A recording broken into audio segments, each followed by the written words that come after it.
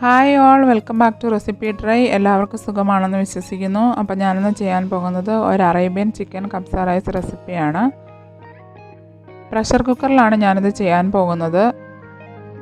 അപ്പോൾ അധികം ചിലവൊന്നുമില്ലാതെ വീട്ടിൽ തന്നെ വളരെ ഈസി ആയിട്ട് എങ്ങനെയാണ് ചിക്കൻ കബ്സ റൈസ് ഉണ്ടാക്കുന്നതെന്ന് നോക്കാം.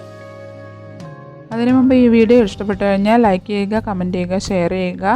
എൻ്റെ ഈ വീഡിയോ ആദ്യമായിട്ടാണ് കാണുന്നതെങ്കിൽ സബ്സ്ക്രൈബ് ചെയ്യാനും മറക്കരുത്. അതിനടുത്തുള്ള ബെൽ ബട്ടൺ അമർത്തി കഴിഞ്ഞാൽ നിങ്ങൾക്ക് എൻ്റെ പുതിയ വീഡിയോയുടെ നോട്ടിഫിക്കേഷൻ കിട്ടുന്നതായിരിക്കും. അപ്പോൾ നമുക്കിനി വീഡിയോയിലോട്ട് പോകാം. ഇനി നമുക്കൊരു പ്രഷർ കുക്കർ അടുപ്പത്ത് വെച്ച് ചൂടാക്കാം. അതിലേക്ക് നമുക്ക് കുറച്ച് എണ്ണ ഒഴിച്ച് കൊടുക്കാം. അതൊന്ന് ചൂടായി വരട്ടെ. അതിനുശേഷം നമുക്ക് ഒരു സവാള അരിഞ്ഞിട്ട് കൊടുക്കാം. ഇതേ രീതിയിൽ ചെറുതായിട്ട് അരിഞ്ഞിട്ട് കൊടുക്കാം. ഇനി നമുക്കിതൊന്ന് വഴറ്റിയെടുക്കണം. ഒരുപാടങ്ങ് വഴറ്റേണ്ട ആവശ്യമില്ല, കുറച്ച് വഴറ്റിയാൽ മതിയാകും. ഇതിലേക്ക് ഇത്രയും കുരുമുളക്, കുറച്ച് സിന്നമൺ, 4-5 ഗ്രാമ്പൂ, ബേ ലീവ്സ്, 2 ഉണങ്ങിയ നാരങ്ങ, 4 ഏലക്ക. ഇത് നമുക്കിതിലേക്ക് ഇട്ട് കൊടുക്കാം. ഇതും കൂടെ ചേർത്ത് നമുക്ക് നന്നായിട്ടൊന്ന് മിക്സ് ചെയ്ത് വഴറ്റിയെടുക്കാം. ഇനി നമുക്കിതിലേക്ക് 1 ടേബിൾ സ്പൂൺ ഗാർലിക് പേസ്റ്റ് ചേർത്ത് കൊടുക്കാം. എന്നിട്ട് നന്നായിട്ടൊന്ന് വഴറ്റിയെടുക്കാം. ഇനി നമുക്കിതിലേക്ക് ചിക്കൻ ചേർത്ത് കൊടുക്കാം. അപ്പോൾ സ്കിന്നോട് കൂടിയ 1 കിലോ ചിക്കനാണ് ഞാൻ എടുത്തിരിക്കുന്നത്. സാധാരണ കബ്സ റൈസിന് സ്കിൻ റിമൂവ് ചെയ്യേണ്ട ആവശ്യമില്ല, അതായിരിക്കും നല്ലത്. അപ്പോൾ നമുക്ക് 2 സൈഡും നല്ലതായിട്ടൊന്ന് വഴറ്റിയെടുക്കണം. ഫ്രൈ ചെയ്യേണ്ട ആവശ്യമില്ല. ഇനി ഞാൻ മാഗിയുടെ 2 ചിക്കൻ ക്യൂബ്സ് കൂടി ചേർക്കുന്നുണ്ട്. അപ്പോൾ നമുക്കിതിലേക്ക് ഇത് ചേർത്ത് കൊടുക്കാം. ഇനി നമുക്കിത് നന്നായിട്ടൊന്ന് മിക്സ് ചെയ്ത് കൊടുക്കാം. ഇനി ഞാനിതിലേക്ക് 2 ടേബിൾ സ്പൂൺ കബ്സ റൈസ് മസാല ചേർക്കുന്നുണ്ട്. ഇതെല്ലാ സൂപ്പർ മാർക്കറ്റുകളിലും ലഭ്യമാണ്. അപ്പോൾ നമുക്കിതിലേക്ക് ചേർത്ത് കൊടുക്കാം. ഇനി നമുക്കിതും കൂടി ചേർത്ത് നന്നായിട്ടൊന്ന് മിക്സ് ചെയ്ത് കൊടുക്കാം.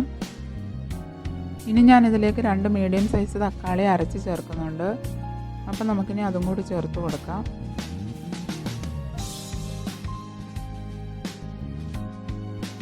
ഇനി നമുക്കിതിലേക്ക് 1 ടേബിൾ സ്പൂൺ ടൊമാറ്റോ കെച്ചപ്പ് കൂടി ആഡ് ചെയ്യാം. അതും കൂടി ചേർത്ത ശേഷം നമുക്ക് നന്നായിട്ടൊന്ന് മിക്സ് ചെയ്ത് കൊടുക്കാം.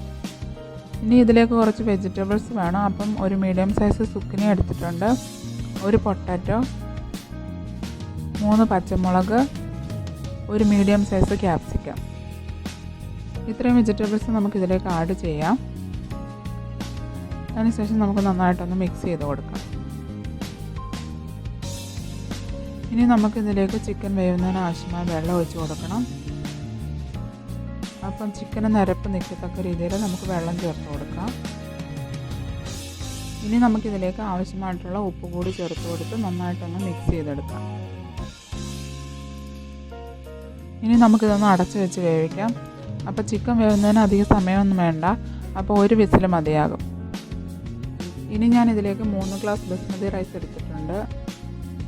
അതൊരു 15 മിനിറ്റ് വെള്ളത്തിൽ കുതിർത്ത് വെച്ച ശേഷം കഴുകി വൃത്തിയാക്കി വെച്ചിരിക്കുകയാണ്. ഇനി നമുക്ക് ഈ പ്രഷർ കുക്കർ ഒന്ന് തുറന്ന് നോക്കാം. ഇനി ഇതിലേക്ക് നമുക്ക് ഈ റൈസ് കൂടി ആഡ് ചെയ്ത് കൊടുക്കാം. ഉപ്പ് നോക്കിയിട്ട് ഉപ്പ് കുറവാണെങ്കിൽ ആവശ്യത്തിന് ഉപ്പും കൂടി ചേർത്ത് കൊടുക്കാം. വെള്ളം അരിയുടെ മീതെ നിൽക്കണം. അപ്പോൾ കുറച്ച് വെള്ളം കൂടി ചേർത്ത ശേഷം നമുക്ക് ജസ്റ്റ് ഇളക്കി കൊടുക്കാം.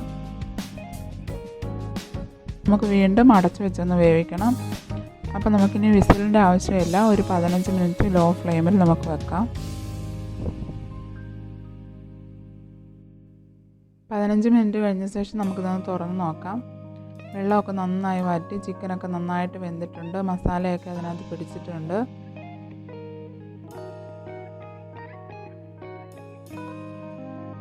നമുക്കിതൊന്ന് ഇളക്കി നോക്കാം, വെള്ളമൊക്കെ വറ്റിയിട്ടുണ്ടോ എന്ന് നമുക്കൊന്ന് നോക്കാം. എൻ്റെ വെള്ളമൊക്കെ നന്നായി വറ്റിയിട്ടുണ്ട്, അരിയൊക്കെ നന്നായിട്ട് വെന്തിട്ടുണ്ട്.